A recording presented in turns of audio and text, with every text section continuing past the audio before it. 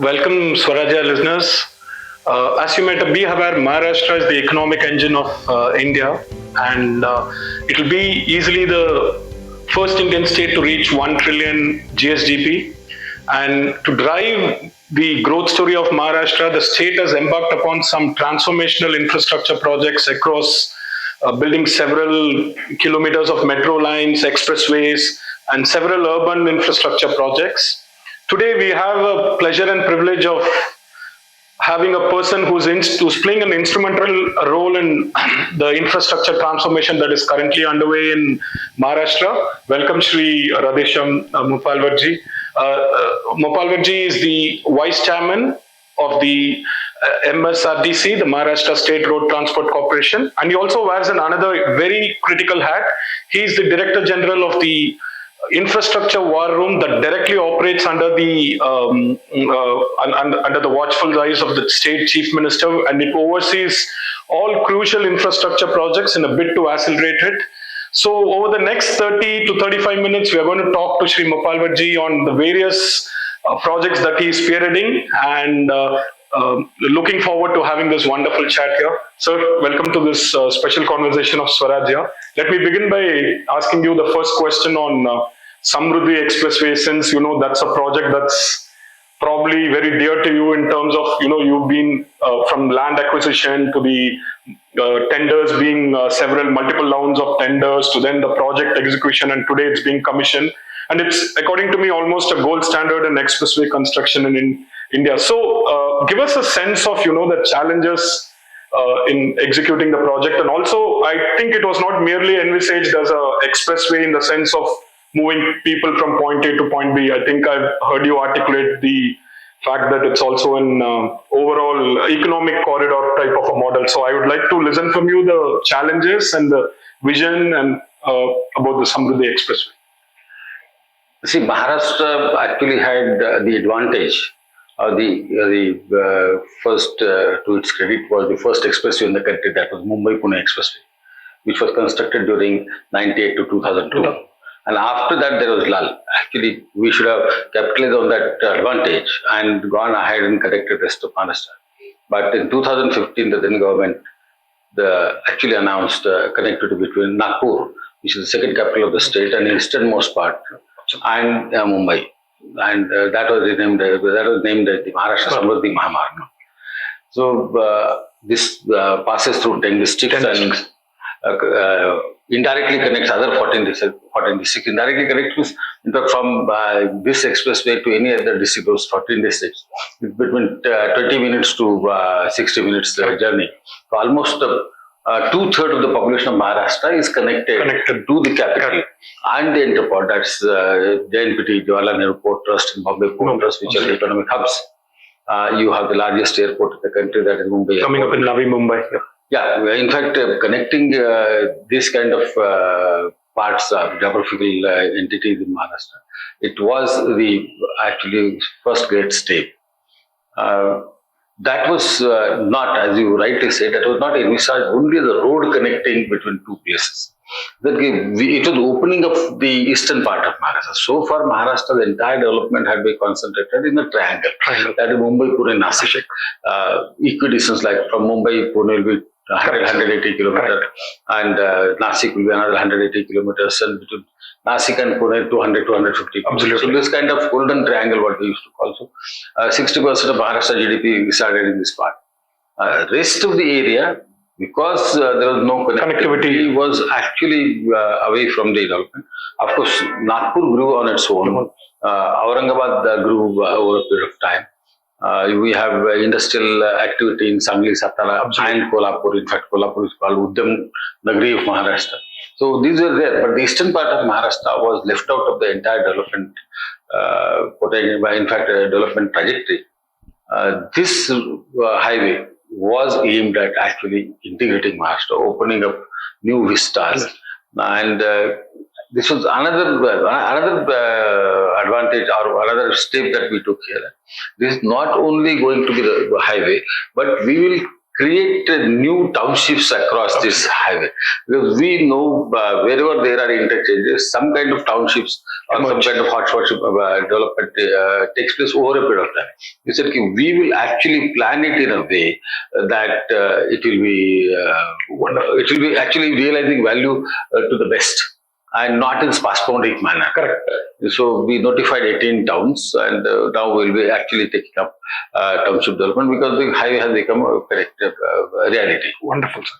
Sir, I know that building on the success of Samruddhi Expressway, the government, and of course you have also spoken often about it, is about like 5 more expressways that you plan to connect the vast expanse of the state actually, and I think it's almost like a 3 lakh crore type of investment is what we are looking over the next, for building this 5 expressways. So let me, next couple of questions on some of this plans. So the one that looks very prospective, or probably it's going to go to, tender at the earliest, the Jalna-Nanded Connect, which is also a very critical connection. So what's the time frame that you are looking at, like probably the awards for this? Because I think it's relatively like a 190 to 200 kilometer type of a stretch, right? So what stage is the process in right now for that link? So in case of Jalna-Nanded, it is another 180 kilometers connected in Nanded. Actually, we will be connecting from Nanded to the highway leading to Hyderabad. Okay. Nanded is the last district. So that's the advantage. We are at the advanced stage in land acquisition. Awards are almost ready. We'll be taking possession another 1 month or 2 months for the entire highway. And we are looking forward towards award of contract by 1st of January. Wonderful, wonderful. And then another very ambitious, I would rather call it the most ambitious project, is the Nagpur to Goa, what you call as the Shakti Expressway, and almost cuts through, I think, Virar, Marathwada, and probably a bit of Konkan as well, and 13 districts. Such a massive project, sir. So, what are the challenges and what's the roadmap that you're looking at for executing this project? Actually, Nagpur-Goa is no doubt a great challenge in Maharashtra. It's going to be 800 kilometers cutting across 13 districts, 6 districts of Marathwada, actually, 1 geographic region. And it will connect. See, Maharashtra, it's popularly said there are 3.5 Shakti Pitas. So all these Shakti Pitas will be connected because 3 Shakti Pitas come directly on that. And from Usmanabad, from Tuljapur, actually, there is going to be Surat-Chennai spur there. In fact, which is ongoing, I guess. The one part of it is NHA project. Right? Exactly, NHA project, which connects to Saptashangi. So connecting all 3.5 Shakti Pitas is you have Renuka Mata, Mahurgarh, Tulja Bhavani, and Kolhapur Amba Mata. And apart from that, we will be connecting Pandharpur, we will be connecting Nanded, we will be connecting Aundha, we will be connecting Parli Vajna, even we will be connecting Jyotirlingas also, then Jyotiba, and so we will be connect. And this connectivity leads to Mopa Airport in Goa. It is Nagpur-Goa. No. It is not like Nagpur-Sindur, because another expressway that is planned is Mumbai. The Konkan Expressway. Yes, Konkan Expressway, Mumbai-Goa. So this entire Maharashtra gets connected. The entire southeastern flank of Maharashtra, which nobody even expected that it will be connected. Today, if you have to go to Nagpur, it's more than 24 hours. You have to go from Kolhapur to Manmad, and from Manmad to Nagpur, even train connectivity is in rectangular fashion. So this is the diagonal connectivity of Maharashtra. So our alignment is complete. Now we'll be notifying the land acquisition, and we'll go very fast. Very good. Sir, another question that I wanted to ask is that, of course, all these expressways are largely state government projects actually, and like you said, Maharashtra had a head start, and then like maybe there was a bit of lethargy in the middle. One, of course, you have the economic cloud because of the states, it's an economic engine and all that, but still, like the cost of land acquisition is generally steep, and there are several challenges in land acquisition, execution and all. So what are any innovative funding models that you're using? Because we are looking at like at least 1 lakh crore type of investment going into the greenfield expressways.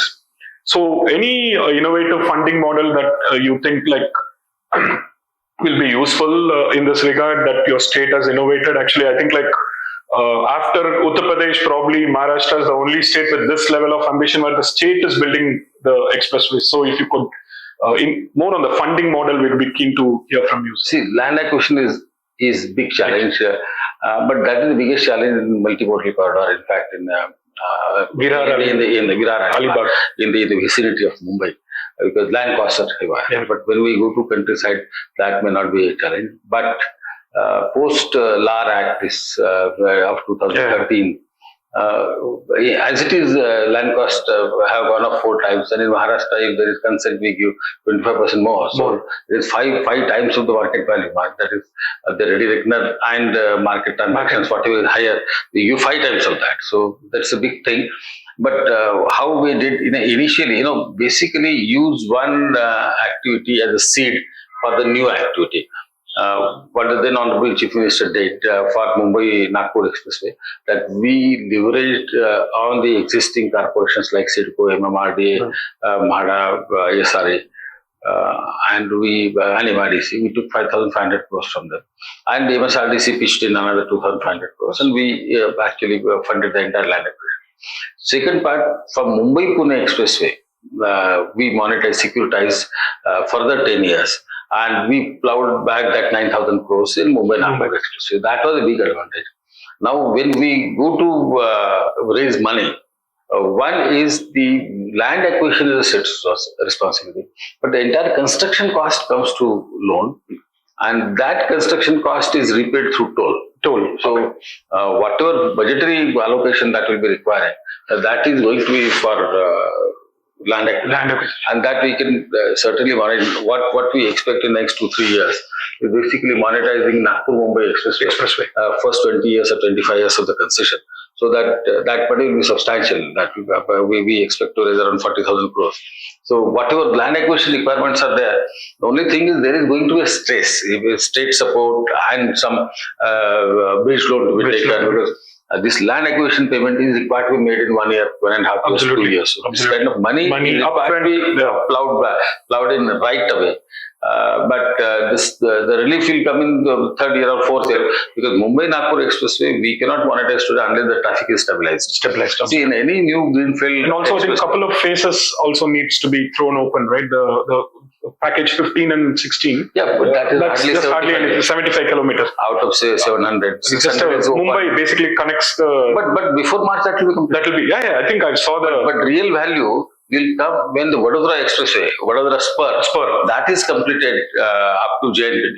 Oh, okay. See, when the traffic is stabilized, then only you can capture value. So we propose to actually raise around 40,000 crores from the securitization in another 3 years there, so that the land acquisition stress that we are likely to experience, that we actually pitched in HUDCO and REC for the land acquisition loan, which is, since it's a loan and it's a loan to be refunded by to be repaid by the state, that doesn't come on the books of MSRDC. So MSRDC will be principally raising loan for the construction, which is quite repayable from the toll. That is where the sustainability or affordability of a road comes. Wonderful, sir. Nice to know that.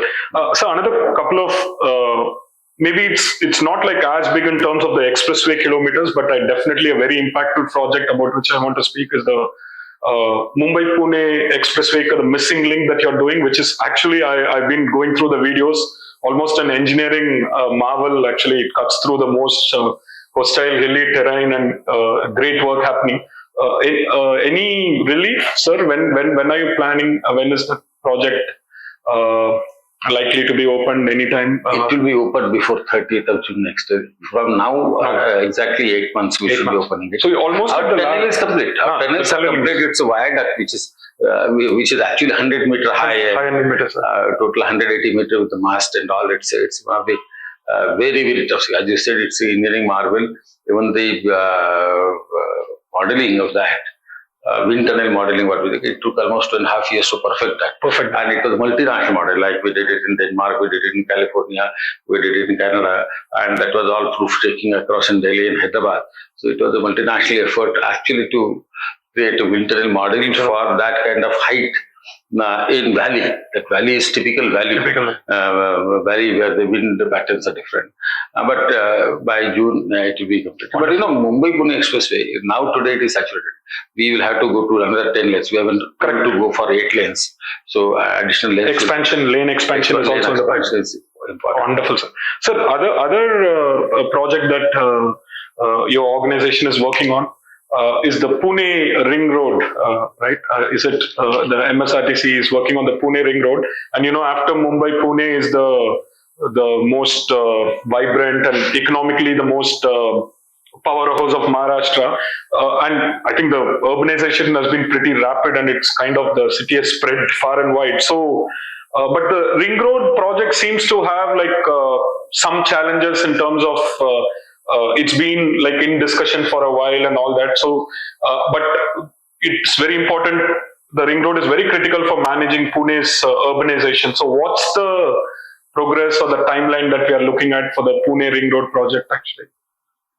First of all, Pune Ring Road is the most essential requirement for the Pune metropolitan region. Unless we open up new geography, the kind of congestion, all that traffic, 125,000 PCUs, passenger car units. Actually, more than 75,000 vehicles enter Pune every day. So that's a big challenge. It's a kind of a unique mix where it has both IT services as well as a manufacturing hub, right? IT, engineering, automobile also. Yeah. So it's a massive thing. So it is necessary that Pune Ring Road comes through. The entire stretch of 173 kilometers. It's almost award stage. Award stage, wonderful. Collector promised me that before 31st of December he will deliver the entire possession plan.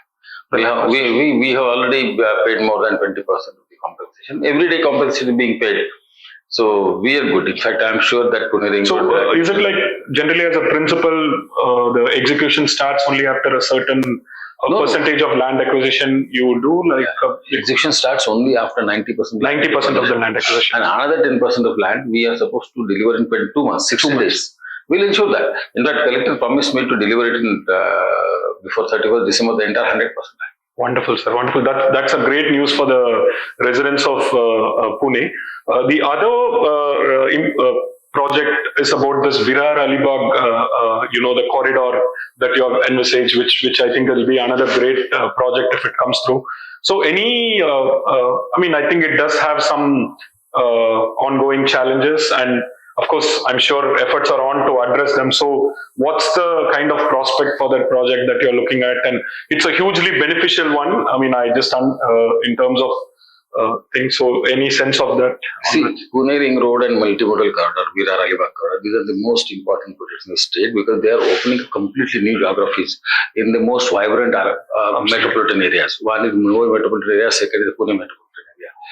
Now, without actually multimodal corridor, Virar Alibag corridor, our growth of Bhiwandi, Kalyan, Dombivli, Thane, Panvel, that also will be adverse level. So this is extremely important. There also we are at advanced stage of acquisition. In fact, awards and measurements and everything is complete. The challenge there is the cost. The land cost we are expecting, we're likely to pay around 22,000 crores for 98 kilometers, 100 kilometers to 250 crores per kilometer. That's a terrible challenge that way. But that's slightly urbanized part of Maharashtra as well, right? The periphery. It is peri-urban, but these are the costs, and that's where the viability of the road comes in. And second challenge, it's a multimodal. In fact, simultaneously we are laying the foundations for the metro. There's going to be metro in between. So because metro is going to be accommodated, the cost of the road is going up. Absolutely. Suppose there was no metro plan, then the road would have been designed in a completely different way. And it would have been, so the cost of the road has gone up because the metro is planned. So it is completely urban road with an expressway character. Wonderful. Some of our listeners should definitely know that Shri Mopalwar was handpicked by the Chief Minister of the state to be the Director General of the Infrastructure War Room. Sir, that I'm very fascinated about the concept because last 4 years, if you really look at Maharashtra has actually initiated several projects that were languishing for like decades, like say the Trans Harbour, the Coastal Road, even the Samruddhi Expressway idea was always there. So many projects have not only, it's actually reached the execution stage and some of it is nearing completion and all that. So the infrastructure war room has played a very instrumental role in some of these projects. So without giving away much, how does the war room, what's the operating model of the war room? Do you track, what do you track very closely? What are the metrics? And, is it being, other states definitely should replicate this. So what are some of the key lessons that you would like to share on this? See, the concept of war room actually started in 2015. And it was when Mr. Fadnavis was a chief. Yes. And the war room actually made the projects go fast. Other projects were languishing for years. Small thing, some 22 meters, some urban land, some municipal. Even there could be house lanes, and the project is getting stuck there. Awards issue, the collectors of the staff. There are issues of staff. There are issues of funding. There are issues of, for example, metro in Mumbai, when you want to construct, there are 17 agencies which actually interact with each other. And every agency has their own regulated rule. So, the way it was envisaged in 2015 and now last year when we issued formal government orders, the minutes of the war room are orders of the government. You do not require separate orders. From the department order. In fact, because there are going to be various departments, and those departments, if they don't issue the orders, there is a problem. So they don't require to go anywhere else again with the moment decision is taken war room. So in case of metro, it was extremely useful. Samruddhi, it was highly useful for all the expressways. Even, for example, irrigation projects are taken, even electrical projects are taken. In fact, you have Mumbai Urja Marg. These bullet train issues, they wouldn't have been addressed had we gone for by the normal traditional departmental processing style. It just doesn't work, and across departments, as I said, you have utilities, you have the public health engineering department, there's the PWD, there's Jila Varsha, the issues of tribal lands, the policy issues there. So all those issues come to, they are actually, project proponents list the issues which they are not in a position to address themselves. And here you have Honorable Chief Minister, Honorable both the Deputy Chief Ministers, all the senior secretaries of the government, including the Chief Secretary. So when the decision is deliberated, discussed, that decision is implemented. So the metro, the bullet train, the DFC, the Samruddhi Mahamarg or the expressways, the electrical major projects, they all got a complete anchoring here. And the boost, in fact, we could facilitate. That the basic rule is to facilitate resolution, and resolution is time-bound fashion. Wonderful, sir. Wonderful. Nice to know, sir. Couple of questions have been. One thing that I wanted to ask is let's take the Mumbai city. So we are looking at Mumbai Coastal Road, Mumbai Trans Harbour Link, multiple lines of metro, including the Line 3, which I think is going to be a game changer, according to me. Little that I know about the city. One of the things that happens is that, like, when these infrastructure projects are ongoing, right, the disruption to the common people's life in terms of traffic diversion and all that. How do we, as people at the helm of affairs, as far as infrastructure project goes, what should be the communication strategy you think government should follow to tell people that these are and also, of course, sometimes the projects get delayed, which also adds to the public's angst and all that stuff. So, from your experience, what would be the best way to communicate to the public that these are being done for a larger public interest? Because payoffs are over several years, but the pain is so immediate. So that's the pain is immediate. It's a fact of life. See, for example, the 55 bridges in Mumbai were reconstructed. In 1997, there was a Madhav committee, and they said Mumbai didn't have any bridges as such. But not many flyovers, I remember. You had only, for example, Pedder Road flyover and a bridge, Shri Radheyshyam Bridge, and then the Princess Gymkhana. And after that, you had almost Bandra to going to eastern part. from SV Road to, because before 69 there was no Eastern Express Highway, there were no bridges. So whatever bridges were there in the old city, small bridges. Now these bridges, when were created in underpasses, we actually could do with 55 signals. That was the immediate relief. But during construction time, for example, you take JJ Bridge, it is one of the marvels. Absolutely. So the kind of serpentine bridge that is, and when it's under construction in Bhendibada, I used to go, people used to curse the kind of, and it is so thickly populated area, and the entire bridge is tight. You feel you can actually put your hand in the adjoining building. So constructing such kind of activities in urban area now, but kind of relief now you have in that area is different. The same thing is metro. What metro is going to do this to this city in another 2 years and 3 years is going to change the entire landscape. The way we operate, we would not be seeing the same Mumbai what we are seeing in 2015 or 2004. Before 2014, what was Mumbai, and what we'll see Mumbai in 2026 or 27 is completely different from common man's the kind of ease of travel he will have. Today you had only the western corridor, the central corridor, and the harbour. But this is going to be crisscrossing. Nobody expected that the underground metro will go to Siddhivinayak and Prabhadevi and Shivdi and all kinds of places. DN Nagar, nobody expected DN Nagar people to actually get into a train. So it is connecting all places. So people should, we should. Yeah, I understand. Sir, last one question that I wanted to ask you is that, I think like India is in the middle of its greatest infrastructure transformation. And success of this infrastructure transformation depends on, say, bureaucrats like you, who kind of, work very deeply in the infrastructure space, specialized in it. You understand funding, you understand execution, you understand project challenges and all that. But somehow the state capacity overall, right, in executing the infrastructure project, one is the governments, both the union government definitely and the state government, both are willing to put large sums of money on infrastructure project, but the execution capability, the state capacity is a challenge. So what are the ways in which, the officials, the bureaucracy can develop the capability for better execution? What are you think like we need a special cadre for infrastructure projects who manage, because like in my city, if you look at, say for a metro project, right, within 2 years, you see like some 6 officers.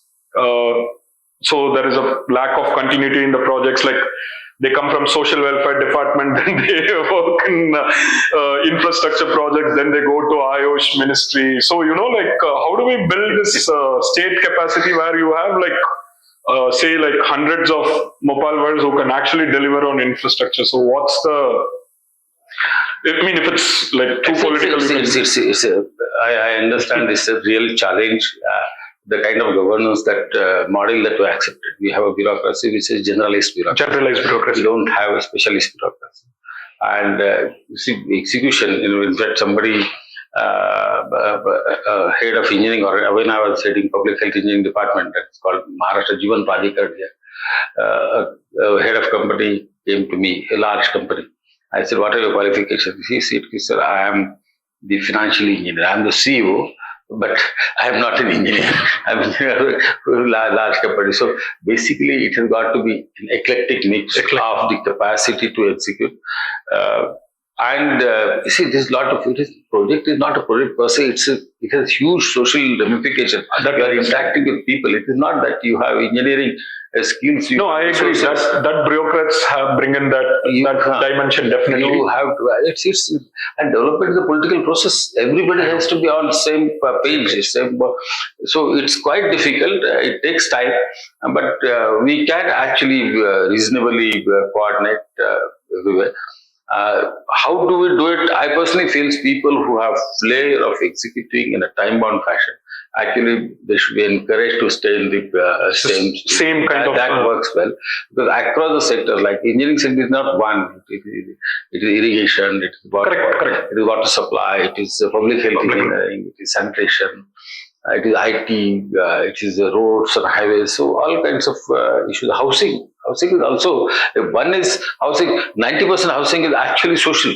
Correct. 10% is linear, but Only the 10% private takes the entire thing. And what is invisible, what is actually elephant in the room is the finance. Correct. Because you may be very rich, but your project may have cash flow issues and project may go for toss. So it's a very complex scenario, especially in cities. It's a brownfield development. It's a human angle. So you require great communicators. You require people to understand the complexities and people to handle things. But I suppose we are in a position today that we have more and more officers who are inclined to take challenges. So you're kind of optimistic that the state capacity has kind of grown. Of course, I mean, it has definitely grown. So with that wonderful note of optimism that you have struck, it was great conversation, and wishing you all the best for all your infrastructure endeavors in the state. Your success is as critical to Maharashtra as it is to the rest of the country. Thank you so much for the time, sir. Thank you very much.